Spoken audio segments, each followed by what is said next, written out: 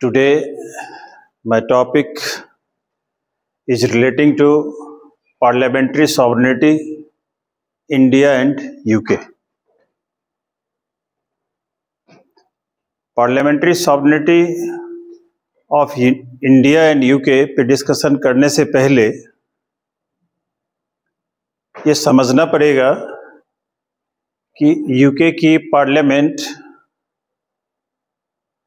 London के किस जगह पे एस्टैब्लिश है। उस जगह का नाम है वेस्टमिंस्टर।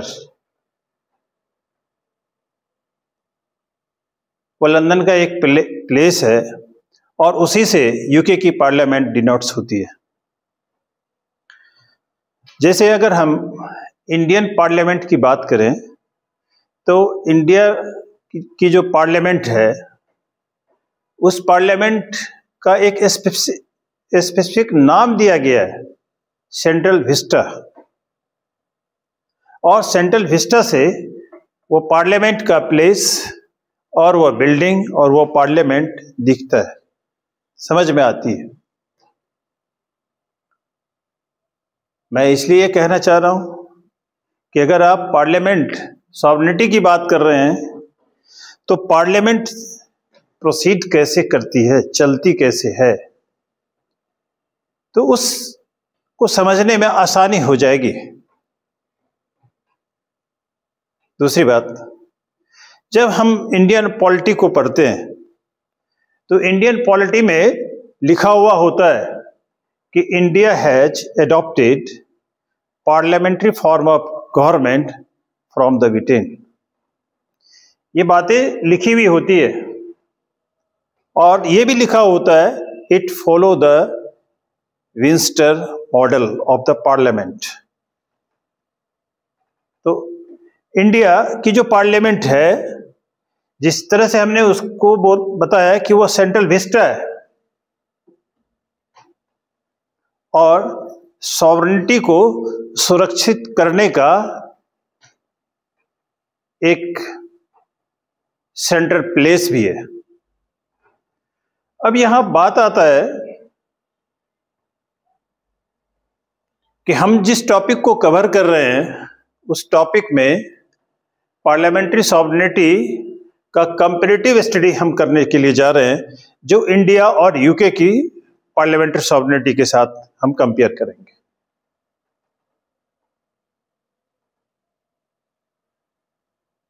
और जैसा कि हम लोग जान ही रहे हैं कि भारत भी पार्लियामेंट्री फॉर्म ऑफ गवर्नमेंट और British parliamentary form of government को ऑप्ट किया है।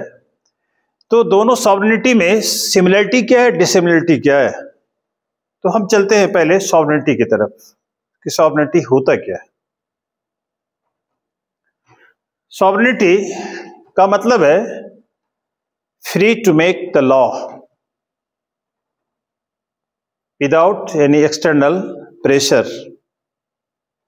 हम अगर कानून बनाए, वो कानून कैसा, तो विदाउट एनी एक्सटर्नल प्रेशर, और कानून कैसा हो, free from the biasness. It means the no any third party give the adverse effect in our decision making, country decision making. इसका मतलब हुआ कि हमारी पार्लियामेंट इंडिपेंडेंट होकर के कोई भी कानून बनाए, लॉ बनाए। तो पार्लियामेंट्री सॉवरेनिटी का मतलब हुआ independent making of law for the betterment of our country.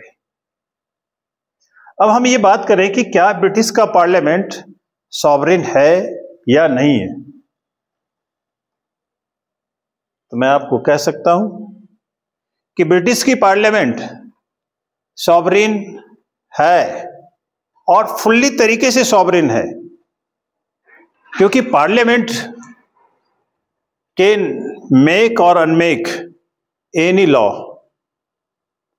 And such law must enjoy the absolute power. British की पार्लियामेंट बना भी सकती है और बने हुए लॉ को चेंज भी कर सकती है, अमेंड भी कर सकती है, अनमेक भी कर सकती है, मतलब रिपील भी कर सकती है किसी भी तरह के लॉ का। और इसीलिए हम कह सकते हैं कि they enjoy the highest pleasure for making the law. अब ब्रिटिश पार्लियामेंट को जब हम यहां देख रहे हैं तो इसके साथ में कंपैरेटिव एनालिसिस इंडियन पार्लियामेंट के साथ में करना होगा। अगर इंडियन पार्लियामेंट की बात करें तो यहां parliament is powerful but not supreme. India की पार्लियामेंट पावरफुल है लेकिन वह सुप्रीम नहीं है। जिस तरह से ब्रिटिश का पार्लियामेंट एब्सोल्यूट पावर एंजॉय करती है, हमारे इंडियन पार्लियामेंट एब्सोल्यूट पावर को एंजॉय नहीं करती है। और उसके पीछे रीजन है इंडियन कॉन्स्टिट्यूशन। जब हम इंडियन कॉन्स्टिट्यूशन को देखते हैं तो इंडियन कॉन्स्टिट्यूशन का 3 कॉन्स्टिट्यूशनल बॉडी है, लेजिस्लेटिव, एग्जीक्यूटिव और जुडिशरी। जब पार्लियामेंट बिल प्रेजेंट करने के बाद अगर कोई कानून बनाती है, लेजिस्लेशन कानून बनाती है कॉन्स्टिट्यूशन के तहत, तब लेजिस्लेशन के काम को इवैल्यूएट करने के लिए जुडिशरी आती है। और जुडिशरी कहती है कि लेजिस्लेशन लॉ बना सकती है लेकिन बेसिक स्ट्रक्चर डिस्टर्ब नहीं होना चाहिए। इसका मतलब इंडियन कॉन्स्टिट्यूशन सुप्रीम है, क्योंकि इंडियन कॉन्स्टिट्यूशन के अंडर लेजिस्लेटिव मतलब सॉवरेनिटी पावर छुपा हुआ है। और अगर कानून बनती है तो कानून बनाने के का जो प्रोसीजर्स है अमेंडमेंट वाला, जिसकी चर्चा हम आर्टिकल 368 में करते हैं, तो मतलब हम कोई कानून बना रहे हैं उसको चेक एंड बैलेंस करने के लिए जुडिशरी है। इसका मतलब चेक एंड बैलेंस करने के लिए जुडिशरी है तो पार्लियामेंट सॉवरेन कहां है? जिसका मतलब हम ये कह सकते हैं कि इंडियन कॉन्स्टिट्यूशन सॉवरेन है और पार्लियामेंट से ऊपर हमारी कॉन्स्टिट्यूशन है। लेकिन अगर आप ब्रिटिश की बात करें तो पार्लियामेंट के भीतर रह करके कॉन्स्टिट्यूशन काम कर रही है।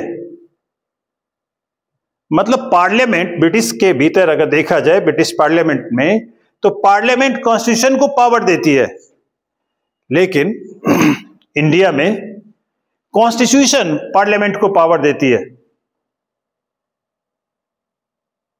तो मैं इस डायग्राम के थ्रू आपको यह बताने का प्रयास किया कि दोनों पार्लियामेंट्री सॉवरेनिटी में डिफरेंस है क्या, पार्लियामेंट्री वर्किंग में डिफरेंस किस हद तक है। तो यहां एक एब्सोल्यूट प्रिविलेज एंजॉय कर रही है और Indian parliament having the some constant, some limits, limitations. अब दूसरी बात आ जाती है कि इसके पीछे रीजन क्या है। क्योंकि ब्रिटिश की का कॉन्स्टिट्यूशन की अगर बात करें अनरिटन कॉन्स्टिट्यूशन है, और जबकि इंडिया की कॉन्स्टिट्यूशन रिटन कॉन्स्टिट्यूशन है। और इंडिया की कॉन्स्टिट्यूशन के थ्रू अगर लॉ बनती है तो उस लॉ को बनाने में आर्टिकल 368 और कॉन्स्टिट्यूशन प्रोसीजर्स रिजिड फॉर्म में है। अगर आपको कोई लॉ बनाना है, अगर वह उस लॉ का नेचर स्पेसिफिक है, तो आपको स्पेशल प्रोसीजर्स जो लॉ बनाने का है कि 2/3 मेजोरिटी से आपका बिल पास होना चाहिए और प्रेसिडेंट का असेंट मिलने के बाद वह बिल लॉ बनती है। ये जो रिजिड फॉर्म है लॉ बनाने का, उसको फॉलो करना होगा। लेकिन ब्रिटिश पार्लियामेंट में अगर लॉ बनाने की बात आएगी तो सिंपल प्रोसीजर्स फॉलो होता है और सिंपल मेजोरिटी से कोई सा भी लॉ को बनाया जा सकता है, मतलब बहुत ज्यादा रिजिड नहीं है। दूसरी जो सबसे इंपॉर्टेंट बात है कि जो पार्लियामेंट ब्रिटिश की है वो लॉ बनाती है, उसका जुडिशियल रिव्यू संभव नहीं है। the judicial review cannot be done by the Supreme Court of Britain very easily.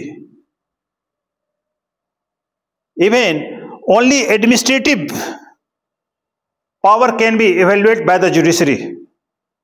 Parliamentary law cannot be evolved or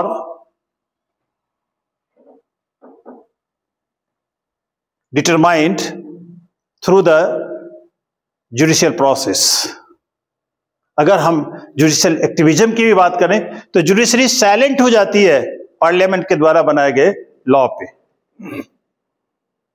लेकिन अगर हम बात करें इंडियन कॉन्स्टिट्यूशन में, तो पार्लियामेंट अगर लॉ बनाती है और अगर वह लॉ फंडामेंटल राइट्स के डेरोगेंट है तो उस लॉ का कोई अस्तित्व रह ही नहीं जाता। जुडिशरी उसको एवेल्युएट करती है जुडिशियल प्रोसेस के थ्रू और उस लॉ को इंप्लीमेंट होने से रोक देती है।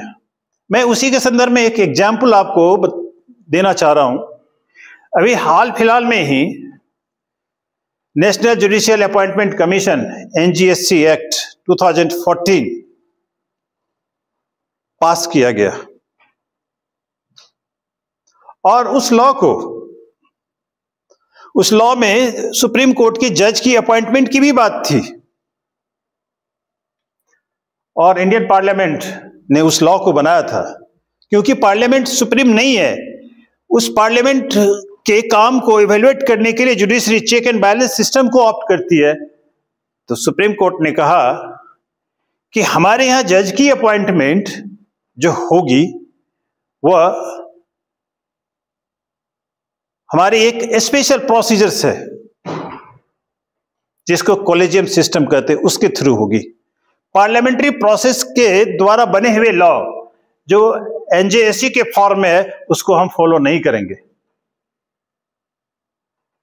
तो जब हम दोनों पार्लियामेंट्री फॉर्म की बात करते हैं, पार्लियामेंट्री सॉवरेनिटी की बात करते हैं, तो दोनों पार्लियामेंट्री फॉर्म को कंपेयर करने के बाद हम कह सकते हैं कि दोनों का काम करने का तरीका, लॉ बनाने का, लॉ मेकिंग पावर और लॉ बनाने का प्रोसीजर्स दोनों का क्वाइट डिफरेंट है। सिमिलरिटी हम कह सकते हैं कि सम एक्सटेंट है, लेकिन सिमिलरिटी के तौर पे पार्लियामेंट यहां ब्रिटिश में सुप्रीम है और इंडियन पार्लियामेंट की बात करें तो यहां कॉन्स्टिट्यूशन सुप्रीम है। But Indian Parliament is, in comparative to British Parliament, is less powerful or less supreme. But it means that they have law-making power, but always it comes in the purview of the judiciary.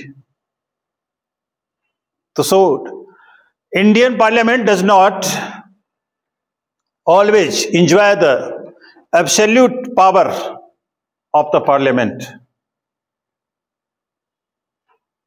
So Indian sovereignty is limited.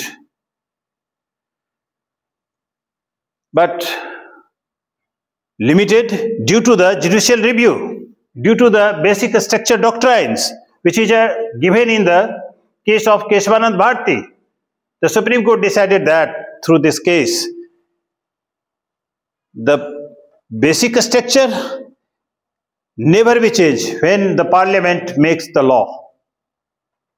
So in conclude, the Indian parliament enjoy the several level of sovereignty, but the British parliament enjoy the highest level of sovereignty. This topic is very short and very important, but the content wise no any extra material is available. So today's discussion is sufficient on this topic. Thank you very much. See you in next video.